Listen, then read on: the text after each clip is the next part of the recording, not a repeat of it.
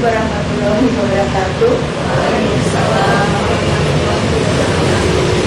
Kita semua, Bapak Ibu sekalian yang saya hormati, Bapak Boy, kepala sekolah, tokoh-tokoh yang semua di sini, Pak Ozar, barusan diskusi kita, dan semua yang muda-muda, ya, nasional, yang gembala dari pendapat yang sama, ya, saya bertanya Pak. Saya senang sekali bahwa acara yang kami lakukan dari Yayasan Hatta, Yayasan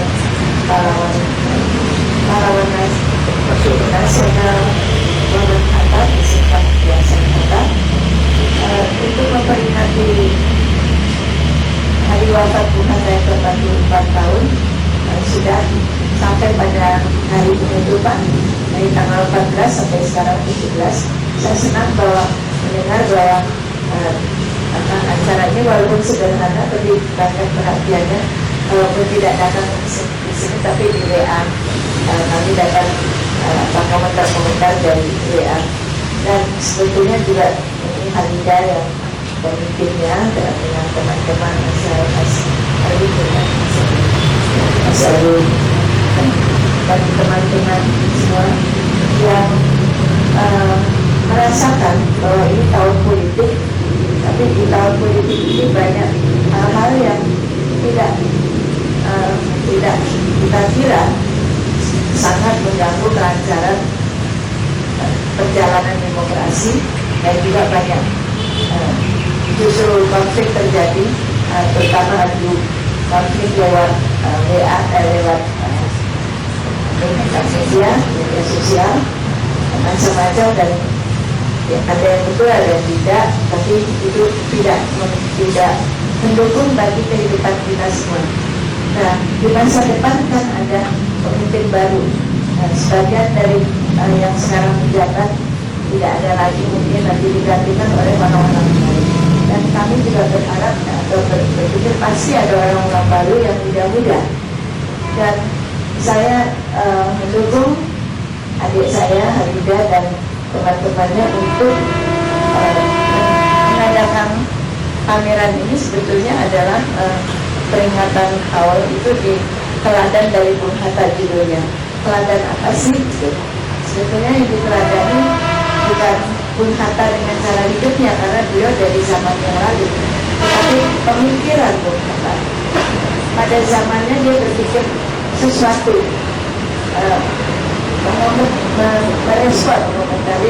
merespon kondisi yang dia hadapi ketika Bung Hatta hidup.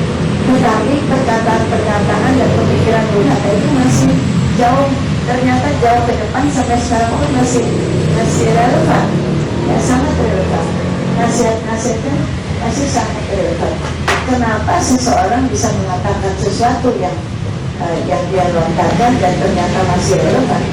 Karena dia berpikir apa sih yang terjadi, apa yang seharusnya terjadi, dan itu ternyata menyampaikan banyak dalam pengalaman hidupnya yang sebagai mulai dari mahasiswa di negeri Belanda, kalau di Indonesia juga sudah masuk yang Sumatera, ya, waktu SMP, usia SMP, kemudian sekolah di Prince Hendrik School, itu semacam sekolah SMK kalau sekarang, ya.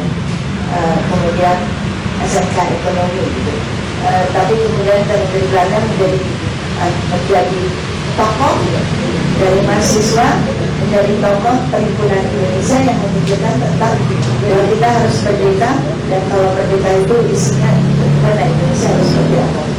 Nah, dan kemudian pulang kembali berjuang di pendidikan nasional Indonesia, dibuang ke Bovendigul dan Banda Neira, dan akhirnya di Jakarta berjuang terus lewat Pusat Tenaga Rakyat, kemudian PT Badan Usaha persiapan pendidik usaha persiapan kemerdekaan Indonesia PPDP KI, kemudian memproklamasikan kemerdekaan dan kemudian menjadi wakil dan satu lainnya adalah memimpin KMB dan menerima penyerahan kedaulatan dari negeri Belanda, Ratu Juliana, bahwa Indonesia bukan lagi kedaulatannya berarti bukan lagi jajahan dari kerajaan Belanda. Nah, ini semua saya sudah juga bicarakan. Ini semua adalah sampai akhir hayatnya beliau terus menulis, bicara, pidato di mana-mana, termasuk di kalangan perguruan tinggi dan pemuda, dan itu yang kita bisa baca dalam tulisannya. Dan di sini saya terima kasih dari BPDS ya, menampilkan apa itu buku beliau, dan nanti mudah-mudahan ada yang mau beli atau kemudian membeli, karena itu penting sekali bagi kita. Jadi pemikiran Bung Hatta yang dihimpun, dan kami sedikit di sini mencuplik untuk mengingatkan di tahun politik ini kita berjuang untuk mendapatkan pemerintahan baru karena memang sudah waktunya untuk berganti. Kemudian di ke depan sana kita ingin yang memimpin Indonesia itu orang-orang bijak, pemuda-pemuda yang bijak. Nah, bagaimana menjadi bijak? Itu harus ini ada teladan dari Bung Hatta yang kita bisa baca dari tulisannya maupun pemikirannya. Nah, jadi saya berharap bahwa para pemuda yang menjadi pemimpin bangsa kita di seluruh jabatan pemerintahan maupun di organisasi-organisasi penting yang ada di negara ini, semoga mengikuti pemikiran Bung Hatta bahwa yang utama bagi Indonesia adalah bahwa pemerintahan Indonesia harus maju dan kepentingan rakyat adalah yang utama. Kita melakukan pembangunan nasional untuk membangun supaya masyarakat kita sejahtera, dan rakyat sejahtera artinya juga bagi Bung Hatta rakyat yang bahagia. Dan rakyat yang bahagia itu beliau ucapkan sebelum ada PBB menyampaikan ya, pada tahun 48 kita Indonesia 1945 sudah menyampaikan bahwa kita mesti kemerdekaan itu adalah hak segala bangsa, dan bahagia itu beliau tulis dalam berbagai tulisan bahwa Indonesia, rakyat Indonesia harus bahagia. Jangan hanya penderitaan saja, terutama buruh-buruh ya. Jangan hanya penderitaan yang mereka terima, tetapi haruslah mereka merasa mempunyai negeri ini sendiri sebagai negara ini, dan bisa ikut berperan dengan tangannya sendiri untuk membangun negara. Jadi itu tidak mungkin kalau kita tidak cinta tanah air dan bangsa. Karena itu kalau rakyat sejahtera, maka mereka dengan sendirinya akan bekerja dengan bahagia karena mereka diperhitungkan dalam pembangunan nasional ini. Jadi mereka